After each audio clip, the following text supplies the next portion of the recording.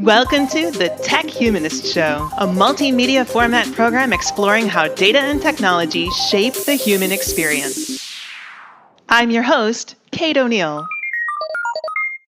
When you buy something, you're a customer. But to paraphrase a line from the movie Notting Hill, you're also just a person, standing in front of a business, asking it to treat you like a human being. Over the last 2 decades plus working in technology, I've often held job titles that were centered on the experience of the user, the consumer, or the customer. In fact, the term customer experience has been in use since at least the 1960s and has become so common that a recent survey of nearly 2,000 business professionals showed that customer experience was the top priority over the next 5 years. And while generally speaking this emphasis is a good thing, my own focus over the past decade or so has shifted. I've realized that the more macro consideration of human experience was a subtle but vital piece missing from the discussion at large. Because when we talk about experience design and strategy, no matter what word we use to qualify it, customer, user, patient, guest, student, or otherwise, we are always talking about humans and the roles humans are in relative to that experience. In order to refocus on human experience instead of customer, you have to change the way you think about your buyers. You owe it to yourself to think not just about how people can have a better experience purchasing from your company, but also what it means to be fully human within the journey that brings them to that moment, and the uniquely human factors that drive us to make decisions leading to purchase or loyalty. A recent piece by Deloitte shared in the Wall Street Journal echoes this idea and offers 5 ways to be more human-centric in business. 1. Be obsessed by all things human. 2. Proactively identify and understand human needs before they are expressed. 3. Execute with humanity. 4. Be authentic. And 5. Change the world. That's what today's episode is about. Using empathy and strategic business savvy to understand what it means to be human and how that intersects with the worlds of technology and business. When you look at everything that has to do with buying and selling of things, it's so closely tied with what we care about, what we value most, value enough as humans to spend our hard-earned money on. And so the realm of retail reflects something really deeply human and profoundly human. That was Neil Redding, brand strategist and self-described near-futurist focused on the retail space. He's right. Buying and selling things has become deeply entwined with humanity. But when we purchase something, it's not because we think of ourselves as customers or end users. We buy because we have a need or desire to fulfill, and sometimes that need is purely emotional. A customer buys your product. A human buys your product for a reason. 84% of consumers say that being treated like a person instead of a number is an important element to winning their business. It does seem like business professionals are catching on, as 79% say it's impossible to provide great service without full context of the client and their needs. But understanding something isn't the same as putting it into practice. Only 34% of people say they feel like companies actually treat them as individuals. One major difference is the question of framing. Customer experience frames the motivator as how effectively the business operates the events related to a purchase decision. It drives companies to focus on improving their own metrics, like bringing down call center wait times. These may yield worthwhile outcomes, but they're inherently skewed to the business perspective and aligned to the purchase transaction. Focusing instead on human experience shifts the perspective to the person outside the business and what they want or need. It allows consideration of the emotional state they may be bringing to the interaction, which leaves greater room for empathy and context. A human experience mindset suggests that each individual's unique circumstances are more important than aggregate business metrics, because the reason why that person is interacting with your company probably can't be captured by measuring, say, how long they might have to wait on the phone. You could bring that wait time to 0, and it still may not have any impact on whether the person feels heard, respected, or satisfied with the outcome, or whether they want to engage with you again. But as fuzzy as it is to talk about human experience, we know that measurement is fundamental to business success, so we have to find a way to define useful metrics somehow. For each business, that number is likely a bit different. So how do you know whether your customers feel like they're being treated as humans instead of just numbers? Charlie Cole, CEO of the flower delivery website FTD.com, believes one answer is obsessing over customer satisfaction metrics.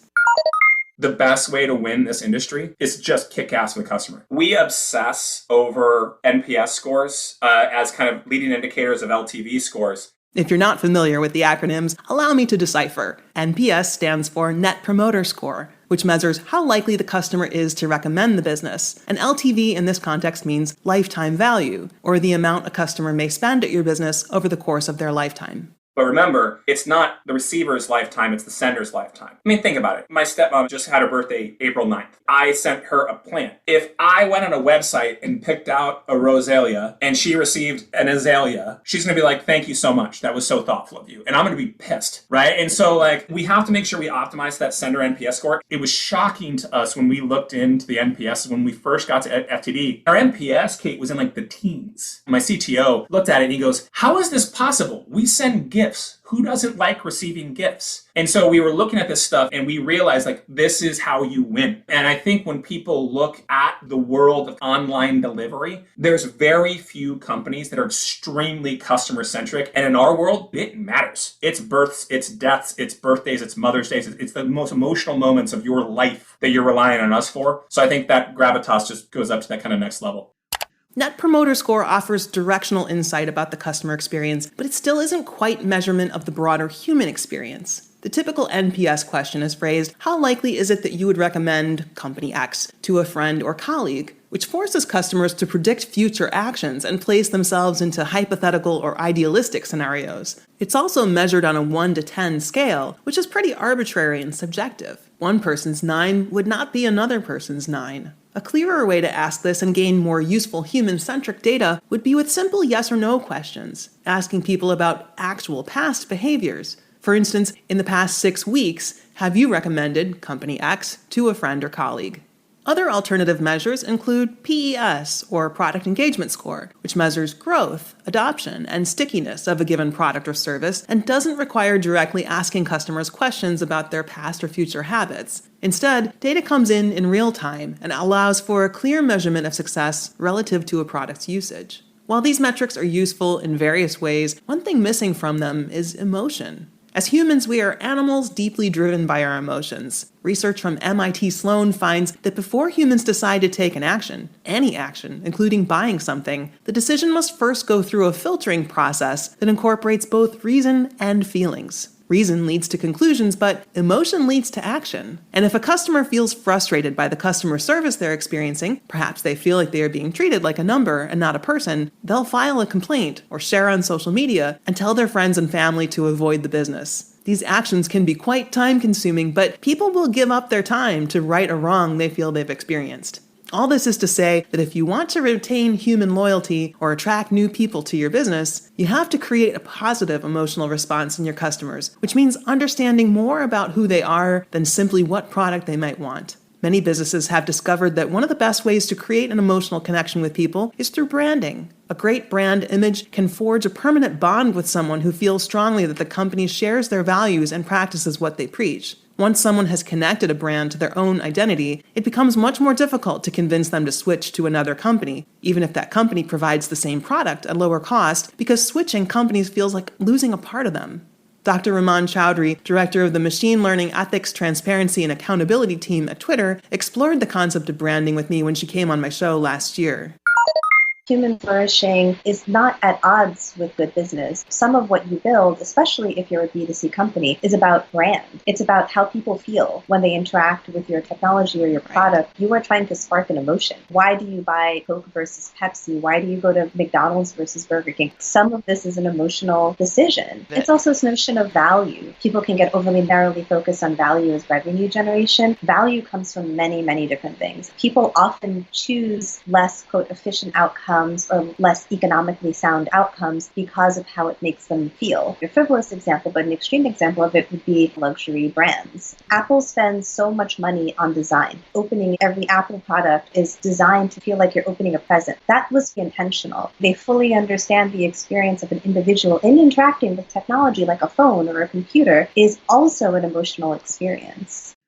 If you're able to understand what people connect to about your brand, you can invest into magnifying that image. If your customer loves that you invest into clean energies, it becomes less important how much time they spend on the phone waiting for a service rep. Operational metrics can't show you this emotional resonance, so instead you have to think about what makes you stand out and why people are attracted to you. Sometimes, however, human emotion has nothing to do with the product or brand in question, and more to do with the circumstances surrounding it. There's perhaps no better example of this than flowers, which can be given for myriad reasons, and usually at the extreme ends of the emotional spectrum. I'll let Charlie Cole explain. For us, it's buyer journey by occasion. You are sending flowers for the birth of a newborn. You are sending flowers for the tragic death of a teenager. You are sending flowers for the death of your 96-year-old great-grandfather. You are sending flowers for your wife's birthday. I would argue, even though the end of all of those buyer journeys is flowers, they are fundamentally different. And you have to understand the idiosyncrasies within those buyer journeys from an emotional component. You have to start with the emotions in mind. You're buying running shoes. The buying journey for a runner, for like a marathoner, a guy who runs all the time, is emotionally different than someone who just got told they need to lose weight at the doctor. Someone who travels for business all the time versus someone who's taking their first ever international travel. Like my wife retold a story the other day to my aunt about how her first European trip was when she won a raffle to go to Austria when she was 17. And her like single mom was taking her to Europe and neither of them had ever been to Europe. That's a different luggage journey than me who used to fly 350,000 miles a year. If you take the time to really appreciate the emotional nuance of those journeys, yes, there's data challenges, and yes, there's customer recognition challenges so you can personalize it. But I would urge every brand to start with like the emotional amino acid level of why that journey starts, and then reverse engineer it from there. Because I think you'll be able to answer the data challenges and the attribution challenges, but I think that's a place where we sometimes get too techie and too tactical as opposed to not human. Another challenge unique to flowers and other products usually given as gifts is that there are two completely different humans involved in the transaction, each with different expectations and emotions riding on it. There's two people involved in every one of our journeys, or about 92% of them, the buyer and the receiver. So how do I message to you? I don't want to ruin the surprise, but I need to educate you. And oh yeah, I'm a really, really nervous boyfriend, right? I want to make sure that everything's doing it right and it's going to be there on time and I need to make sure it's going to the right place. So the messaging pathways to the sender and receiver are fundamentally different. If you kind of forget about your buying journey and imagine everything as a gifting buyer journey, it just changes the messaging component, not in a nuanced way, but darn near in a reciprocal way. And while some businesses struggle to connect emotionally with the humans that make up their customer base, the tech industry, and specifically social media companies, seem to fundamentally understand what it is that humans crave, in a way that allows them to use it against us. They thrive because they take something that is quintessentially human, connecting with people and sharing our lives, and turn it into a means for data collection that can then be used to sell us products that feel specifically designed for us. Like most of us, Neil Redding has experienced this phenomenon firsthand. We spend more and more of our time, I think, in contexts that we are apparently willing to have commercialized, right? Instagram is sort of my go-to example where almost all of us, right, have experienced this uncanny presentation to us of something that we can buy that's like so closely tied to, I mean, it's like, how did you know that this is what I wanted? So myself and people close to me have just said, wow, I just keep buying this stuff that gets presented to me on Instagram that I never heard of before, but gets pushed to me. It's like, yeah, it's so easy. And it's so aligned with what I already want. So there's this suffusion of commercial transaction, or at least discovery of goods that can be bought and sold, in these moments of our daily lives, So that increasingly deep integration of commerce and buying and selling of things into our self-expression, into our communication works because what we care about and what we are willing to buy and are interested in buying are so intertwined, right? They're kind of the same thing at some deep level. Part of the reason this works is that humans crave convenience. Lack of convenience adds friction to any process, and friction can quickly lead to frustration, which isn't a mind state that leads to more business. The internet and social media has made keeping up with friends and gathering information incredibly convenient. So an advertisement here and there, especially one that looks and feels the same as everything else on our feed, doesn't bother us like it might in other contexts. And when those advertisements have been tailored specifically to our interests, they're even less likely to spark a negative emotion and may in fact encourage us to buy something that we feel is very us. The big question for business leaders and marketers then is, how do you digitize your business so that it emphasizes the richness of the human experience? How do you know which technologies to bring into your business and which to leave aside? There are plenty of established and emerging technologies to choose from. Interactive email helps marketers drive engagement and also provides an avenue for additional data collection. Loyalty marketing strategies help brands identify their best customers and customize experiences for them. Salesforce introduced new features to help humanize the customer service experience with AI-powered conversational chatbots that feel pretty darn close to speaking with an actual human. Virtual and augmented reality website options allow customers to interact with products and see them in their hands or living rooms before they buy. With all the choice out there, it can be overwhelming. And too often, businesses and governments lean into the just buy as much tech as possible approach without thinking integratively about the applications of said technology. Many companies are using that technology to leverage more data than ever before, hoping to customize and personalize experiences. David Ryan Polgar, a tech ethicist and founder of All Tech is Human, explains why this method may not yield the results you think, because humans aren't just a collection of data points.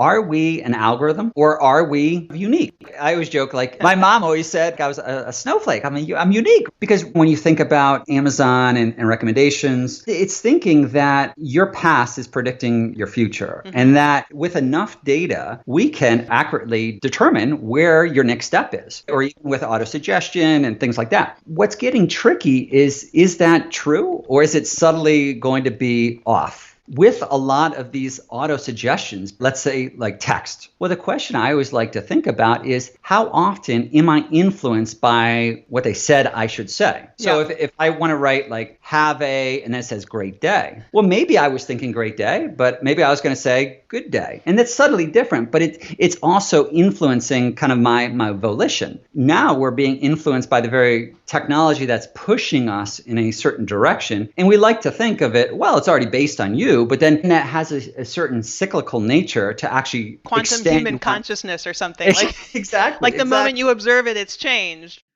It's so easy, especially when you work with data, to view humans as output generators. But we're living in an age where people are growing increasingly wary of data collection, which means you may not know as much about the people whose data you've collected as you think you do. Becoming dependent on an entirely data-driven model for customer acquisition may lead to faulty decisions, and may even be seen as a huge mistake 5 years from now. Instead, I always talk about human-centric digital transformation, which means the data and tech-driven changes you make should start from a human frame.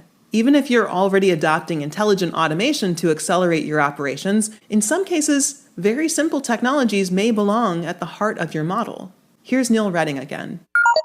Using Zoom or FaceTime or Skype is the only technology needed to do what a lot of stores have done during COVID, where their customers expect the store associate interaction when they come to the stores. They just create a one-on-one video call, and the shopper just has this one-on-one interaction over video chat or video call and kind of does that associate-assisted shopping, right? And so you have that human connection. Again, it's nowhere near as great as sitting across the table and having coffee, but it's better than, a two-dimensional e-commerce style shopping experience. As a parallel to video conferencing, virtual reality has opened up avenues for new human experiences of business as well. Cathy Hackl, a metaverse strategist and tech futurist, explained a new human experience she was able to have during COVID that wouldn't have been possible without VR. I'll give you an example, like with the Wall Street Journal, they have the WSJ Tech Live, which is their big tech conference, and certain parts of it were in VR. And that was a lot of fun. I mean, I was in Spatial, which is one of the platforms, hanging out with Joanna Stern and with Jason Mims. And like in this kind of experience where like I actually got to spend some one-on-one time with them. And I don't know if I would have gotten that if I was in a Zoom call. And I don't know if I would have gotten that in person either. Virtual reality and video technologies have also opened up new avenues for healthcare, allowing patients to conference with doctors from home and only travel to a hospital if absolutely necessary. Marcus Whitney is a healthcare investor and founder of the first venture fund in America to invest exclusively in Black-founded and led healthcare innovation companies. He explains that these virtual experiences allow for better happiness, healing, and comfort. Going forward, telehealth will be a thing. We were already on the path to doing more and more healthcare in the home. It was something that they were trying to stop because is the home an appropriate place for healthcare to take place? Lo and behold, it's just fine. Patients feel more secure in the home. It is a better environment for healing. So you're going to see a lot more of that. I think that we're finally going to start seeing some real breakthroughs in innovation in healthcare. Most of the lack of innovation has not been because we didn't have great thinkers. It has largely been regulatory barriers. Remote patient monitoring was a huge one that came up in the last year. So now we have doctors caring about it. What moves in healthcare is what's reimbursable. They were always trying to regulate to protect people, but then they realized, well, we removed the regulatory barriers and people were fine. So that regulation makes actually no sense. And people should have more choice and they should be able to do telehealth if they want to. And that's just it. Humans want choice. We want to feel seen and heard, and like our opinions are being considered. There's another technology on the horizon that could give people more power over their technology and therefore more freedom and choice that will likely cause massive change in the marketplace when it is more widely available. Brain-computer interface. Cathy Hackl explains. The way I'm going to explain it is, if you've been following Elon Musk, you've probably heard of Neuralink. He's working on BCI, but it's more internal. The ones I've been trying are all external devices. So I'm able to put a device on that reads my brainwaves and reads my intent, and it knows that I want to scroll an iPad, or I've been able to turn on lights using just my thoughts, or play a video game, or input a code. I've been able to do all these things, and I'm very keen on it, very interested in seeing what's going on. I think the biggest thing that has stuck with me from studying these technologies and trying them out from an external perspective is that my brain actually really likes it, loves the workout. Like, I'm thinking about it and I'm like, the receptors here, the pleasure receptors are like lighting up. I'm like, oh my gosh. So I'm still sitting with that. Is that a good thing or a bad thing? I don't know. But I think these technologies can allow us to do a lot of things, especially people with disabilities. If they don't have a hand, being able to use a virtual hand to do things in a virtual space, I think that's powerful. That story also illuminates the fact that there are many types of people, each with different needs. Digital transformation has given people with disabilities a new way to claim more agency over their lives, which creates a brand new potential customer base filled with humans who desire freedom and choice as much as the next person. Now, let's talk about some companies who are doing at least a few things right when it comes to the digital transformation of human experience. Starbucks, for instance. One of the worst parts of shopping in-store was waiting in line, and then the social pressure from people behind you wishing you would order faster. If you weren't a regular customer, the experience could be overwhelming. When they launched their mobile order app, it tapped into a number of things that made the experience of buying coffee faster and easier, with all sorts of fun customization options that I never knew existed when I only ordered in-store. Now even brand new customers could order complex coffee drinks, meaning that in one move, the company may have brought in new customers and allowed the cost per coffee to increase, all without people feeling pressure from other shoppers and without the inconvenience of waiting in line. Then there's Walmart, who during the pandemic instituted Walmart Pickup, a service where people can shop online and pick up their goods without ever having to step into the store. The service is technically operating at a financial loss, but Walmart understands that solid branding and convenience are worth more to their company's bottom line in the long run than the amount of money they're losing by investing into this particular service. Of course, some businesses are better suited for the online-only world than others. As more companies attempt to digitize their businesses, it's incredibly important to tap into the human reasons that people wanted to engage with your business in the first place. In some cases, businesses have failed to make this connection, assuming that if people liked us as a physical product, then they'll continue using us when we're digital. Or worse, if we simply make people aware of us, they will become customers. This assumption ignores human nature, as Anna Milicevic, a longtime digital media executive who is principal and co-founder of Sparrow Digital Holdings, explains. To be relevant in this direct-to-consumer world, you also have to approach awareness and consumer acquisition differently. And this is the number one mistake we see a lot of traditional companies make and not really understand how to pitch to a digital-first, mobile-first consumer or a direct subscriber. They're just not wired to do it that way. And oftentimes the technology stacks that they have in place just aren't the types of tools that can facilitate this type of direct interaction as well. So they're stuck in this very strange limbo where they are committed to continuing to acquire customers in traditional ways, but that's just not how you would go about acquiring a direct customer. Acquiring those direct customers requires an understanding of what humans want, a large part of which is meaning. And how people create meaning in their lives is changing as well. Long before the pandemic, trends were already pointing toward a future where we live more of our lives online, but those trends have also been accelerated. So beyond digitizing your business, it may also be useful to invest time, money, and energy into discovering how the humans of the future will create meaning in their lives. Cathy Hackl discussed some of the trends she's seen in her own kids that show how today's children will consume and make purchasing decisions in a very different way than most modern businesses are used to. Something else that I'm noticing, we're going to brick and mortar, but we're going to brick and mortar less. So you start to see this need for that virtual try-on to buy your makeup or to buy clothes. And it's also transitioning not only from the virtual try-on into what I'm calling the direct-to-avatar economy. Everything from virtual dresses that you're buying or custom avatars, you're starting to create this virtualized economy. And this is the reason I always talk about this now, is because my son recently did his first communion. And when we said, hey, what do you want as a gift? He said, I don't want money. I want a Roblox gift card that I can turn into Robux, which is the currency that you use inside Roblox, so I can buy whichever gamer's skin. And, when I was growing up, my brother was saving up to buy Air Jordans. My son doesn't want that. He wants to, he wants Robux to buy something to do for his avatar. This is direct to avatar. Is direct to avatar the next direct to consumer?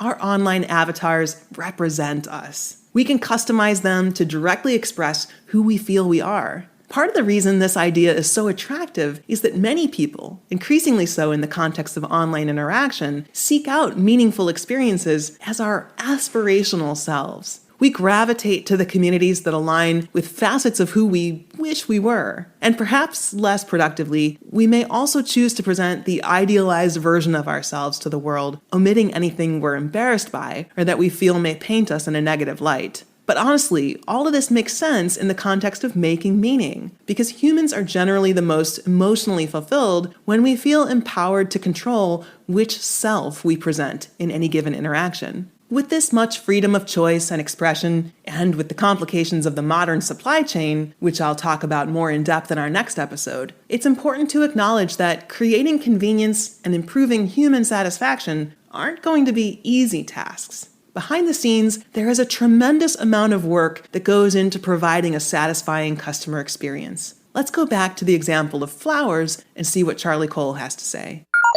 If it's too cold, they freeze. If it's too hot, they wilt. If UPS is a day late, they die. And then the real interesting aspect, and this isn't unique to flowers, the source is remarkably centralized. So the New York Times estimated that 90 to 92% of roses that are bought in America for Valentine's Day come from Colombia and Ecuador. And so if anything goes wrong there, then you really don't have a chance. Imagine the quintessential Valentine's Day order. A dozen long stem roses, New York City. Easy, right? I used to live on 28th and 6th. So we'll just say Chelsea. Okay, I got 7 florists could do it. Who has delivery capacity, roses capacity, the freshest roses, the closest to proximity, the closest to the picture in the order? Who has the vase that's in the order? Did they buy roses from us? Because I'd like to be able to incentivize people based on margins they already have. And so without exaggeration, Kate, we have about 11 to 12 ranking factors that educate a quality score for a florist, and that's how it starts the process. But then there's all the other things like, how do we know that someone didn't walk into that florist that morning and buy all the roses, right? And so there's this real-time ebb and flow of demand because our demand is not ours. They have their own store. They have their own B2B business. They might take orders from some of our competitors. They might have their own website. We have no idea what any given florist happens in real time because they are not captive to us. What we've learned is the place that we have to get really, really, really, really good is technology on the forecasting side, on the florist communication side, and the customer communication side. Because I can't control the seeds in the ground in Colombia, but I can really control the communication across the entire network as far as we go, as well as kind of amounts that we need in various places. Creating that small-scale, emotional human moment where someone receives flowers requires immense computing power and collaboration between multiple businesses and workers, which is part of why Charlie Cole also believes that in some cases, the best way to help your business succeed is to invest in helping other businesses that yours interacts with. Small businesses, I think it's our secret sauce. And I think COVID has shined a light on this. Small businesses are the core of our communities, right? They are the absolute core. And I think it was always nice to say that. And now we know it. And so here's what I think we do better than anybody else. We've invested more in helping our florists run their own small business independently of us than we have about optimizing our marketplace. We launched new POS software. We launched a new local website product where we're like the first person ever to become a reseller for Shopify because we made a custom platform for florists. We're just their website provider. They're actually competing with Etsy.com in a lot of ways. But I think that's where we're going to differentiate ourselves from all the other people that are perceived as, by small businesses, their words, not mine, leeches, right? I think to actually effectively run a marketplace which is fulfilled by small businesses, you need to invest as much in helping them win their local market independent of you. You could make the case that there is no more evolved human experience than choosing to help others. So if your business is engaged in activities that allow other businesses, and therefore other humans, to thrive, you may also be building your brand in a direction that creates more customer loyalty than any exit survey or great service interaction ever could. Beyond understanding human emotions and needs, you can help your business by leaning into understanding how we create meaning. At our core, we are compelled to make meaning. Whether we realize it or not, meaningful experiences and interactions are the driving force behind many of our decisions, financial or otherwise. Meaning is different for everyone, but having it is vital to our happiness. If you are able to engage with potential customers in a way that helps them create meaning or allows them to use your product to make meaning on their own, you are aligning your success with your customer's success, and that bodes well for the long term. At the end of the day, making any of these changes starts at the very top of your business. Leadership needs to set the tone, creating a culture that allows room for workers at every level to engage more meaningfully with customers and with each other. By the way, for more discussion on creating or changing work culture, you can check out our last episode, Does the Future of Work Mean More Agency for Workers? Your effort will benefit not only your business, but society as a whole. Remember the Deloitte piece in the Wall Street Journal I mentioned at the start of the episode with ways to be more human-centric in business? If you recall, number 5 on that list was change the world. And research from Frontiers suggests that the well-being of any society is directly linked to how the people living within it feel about their lives and purpose. How we do that may be as simple and as complicated as helping people to experience meaning at any level. While the technologies around us keep changing, the opportunity becomes increasingly clear for people who work around creating customer experiences and user experiences to open up the aperture to see humanity through a fuller lens. This way, as you set your business up for long-term success, you also advocate for making human experiences as meaningful as possible. And you just might be changing the world for the better. Thanks for joining me as I explored what it means to think of customers as human. Next time, I'll be exploring the supply chain and how, despite the vast technology involved, the closer you look, the more you realize the economy is people. Thank you for listening to the Tech Humanist Show. This episode was produced and edited by Chloe Skye, with research by Ashley Robinson and Aaron Daughtry and Interrobang, and with input from Jupiter F. Stone and Elizabeth Marshall. You can find more information about the show's guests and links to their projects at thetechhumanist.com, where you can also find more episodes, or you can subscribe at iTunes or wherever you get your podcasts. Special thanks to all of our guests for lending their voices and ideas to help make the future a brighter place. I'm Kate O'Neill, and you've been listening to the Tech Humanist Show from KO Insights.